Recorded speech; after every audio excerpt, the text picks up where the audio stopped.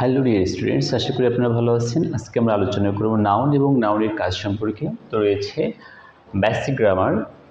R noun, what is noun? আমরা জানি noun হচ্ছে কোনো নেমিং ওয়ার্ড, অর্থাৎ কোনো নামবাচক শব্দকে আমরা নাউন বলে জানি।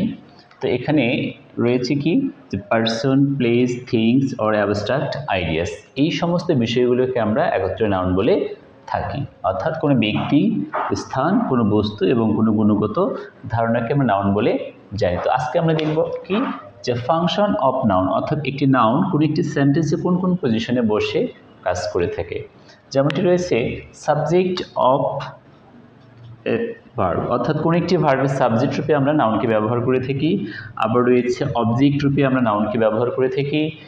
কমপ্লিমেন্ট, কমপ্লিমেন্ট শব্দের অর্থ হচ্ছে পরিপূরক।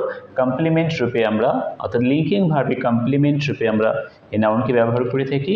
দেন রয়েছে কোনো প্রিপজিশনের পরে এই নাউন বসে উক্ত প্রিপজিশনের অবজেক্ট রূপে আমরা এই নাউন ব্যবহার করি।